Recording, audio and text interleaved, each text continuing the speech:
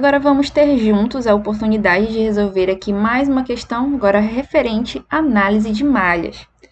Análise de malhas são questões assim muito interessantes, só que geralmente elas são questões bastante extensas, porque vão trazer várias equações. E por trazerem muitas equações, vão trazer aí pra gente, né, determinantes, vamos mexer com matrizes, mas não é um bicho de sair de cabeça. Basta a gente relembrar como faz que fica tranquilo, tudo bem? Aqui nesse nosso cenário aqui inicial, tem um ponto a dizer. Nós temos aqui uma supermalha, tá? Essa questão foi colocada aqui, não foi colocada de propósito.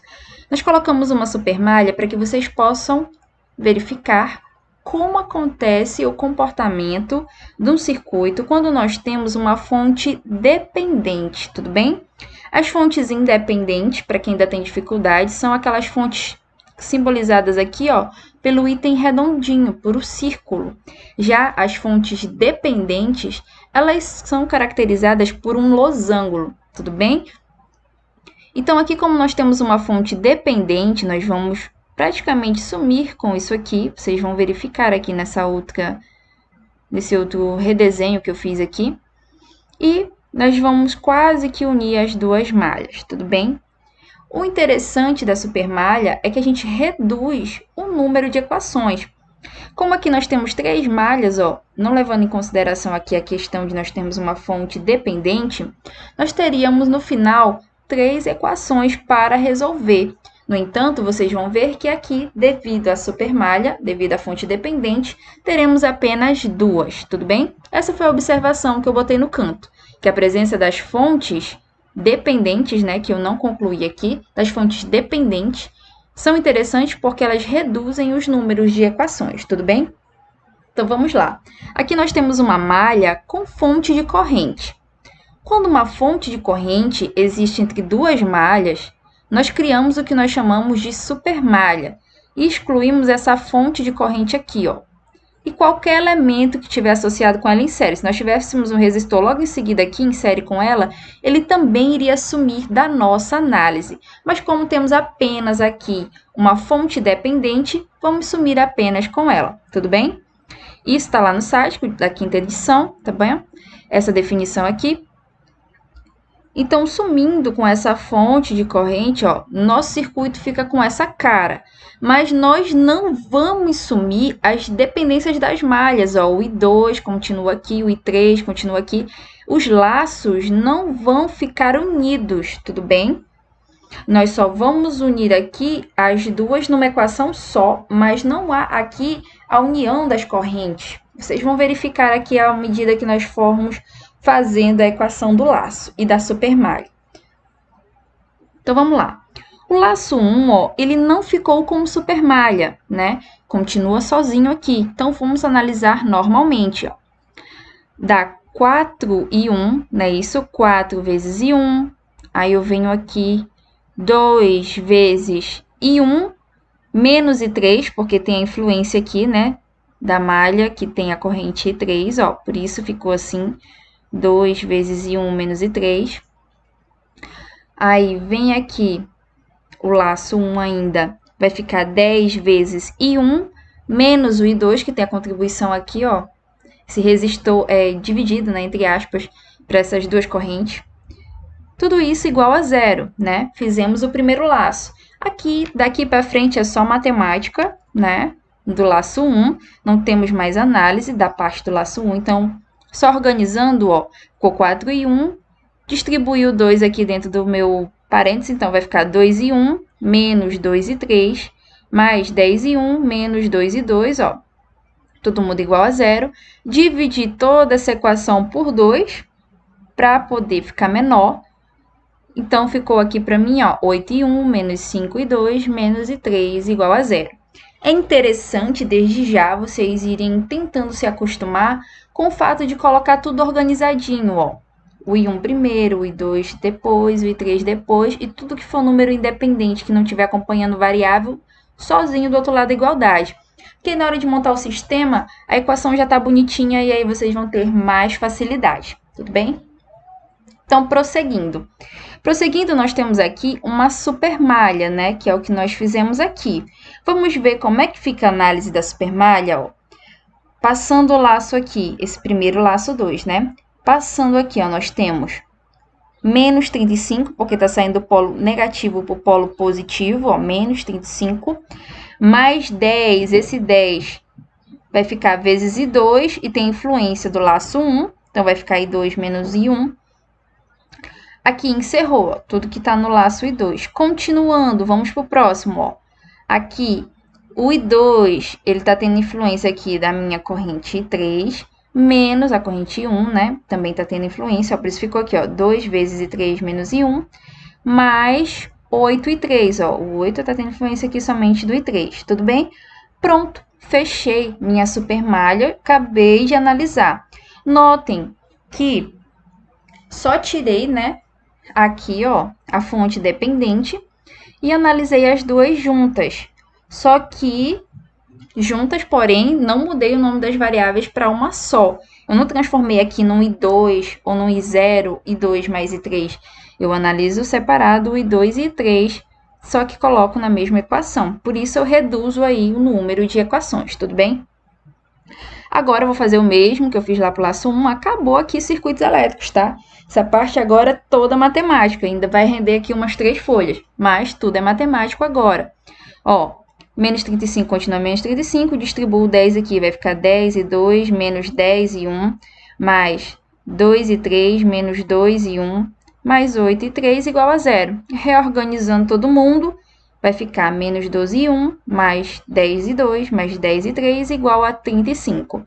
Tá vendo? Ó, todas as duas estão com a mesma cara. Coloquei as variáveis desse lado e os números independentes, ó, do outro lado da equação. Tudo bem? Aqui nós temos algo peculiar também.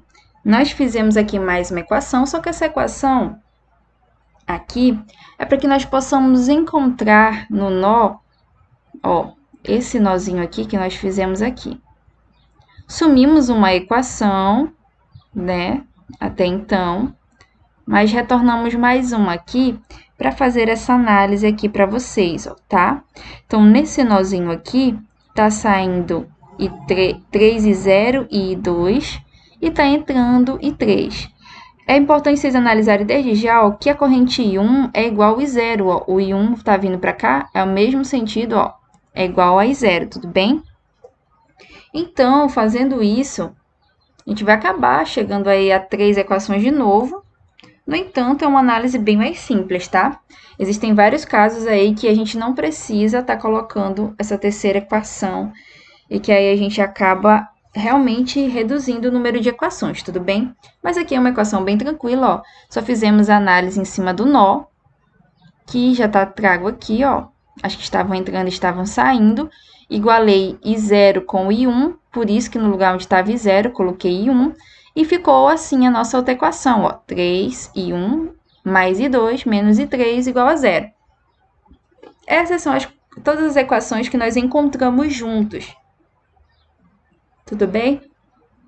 Agora, nós vamos transformar essas equações na forma matricial para que nós possamos aqui solucionar o nosso sistema aqui, certo? Bom, o sádico, ele mostra pra gente uma forma que eu acho a mais tranquila da gente estar resolvendo. Então, é essa forma que eu vou apresentar para vocês, é a forma com a qual eu sempre resolvo os nossos exercícios, tudo bem? Claro que isso dá para fazer lá pelo MATLAB. Quem tem acesso ao MATLAB, depois eu vou estar mostrando para vocês como resolver isso lá no MATLAB, nossa, em poucas linhas de código, tudo bem? Então, na mão, vamos lá transformar, ó. Então, aqui, todo mundo que acompanha o I1 fica na primeira coluna, todo mundo que acompanha o I2 na segunda coluna, todo mundo que acompanha o I3 na terceira coluna. Para que quando seja multiplicado por esse vetor, nós possamos aí ter as mesmas equações, tudo bem? Então, aqui, ó, 8 menos 12 e 3, todas correspondentes ao I1. Menos 5, 10 e 1, todas correspondentes a I2. Menos 1, 10 e menos 1, todas correspondentes a I3. Professora, por que menos 1? Por que 1? Porque todo número, toda variável aqui, ó, quando não tem um número do lado, vocês sabem que aparece o 1 aí, né? Tudo bem? E aí eu só peguei o menos, o sinal, né, na verdade, que está acompanhando aí a minha variável. Todo mundo multiplicado pela sua variável, igual os números independentes do outro lado, ó, que é 0, 35 e 0. Tudo bem? Para resolver, o sádico mostra um método muito legal. A gente faz, como nós temos 3 equações, nós vamos fazer aqui 4 determinantes, tudo bem? Para essa questão, nós só vamos fazer 2, porque nós só queremos encontrar a I1.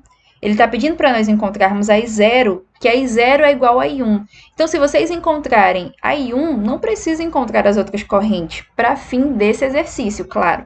Tudo bem? Então, vamos lá. Então, para o nosso caso, vamos calcular aqui apenas 2 deltas.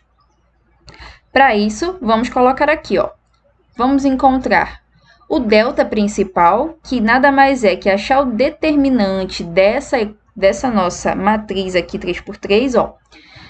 Eu utilizei o método de Cramer, onde eu repito as duas colunas iniciais aqui do outro lado e faço, né, as diagonais principais somadas aqui, menos as diagonais secundárias. O cálculo tá todo aqui, tá? Como eu vou disponibilizar o PDF, então eu acredito que não tem necessidade de comentar, mas vou comentar esse primeiro delta e o segundo eu deixo vocês só olharem, tudo bem?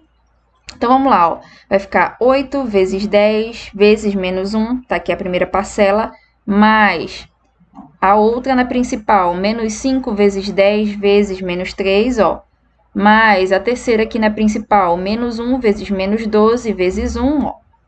Toda essa da diagonal principal, menos a diagonal secundária. Então, na secundária, eu tenho menos 5 vezes menos 12 vezes menos 1, mais 8 vezes 10 vezes 1, mais menos 5, cadê? Menos 5 vezes menos 12 vezes menos 1, beleza?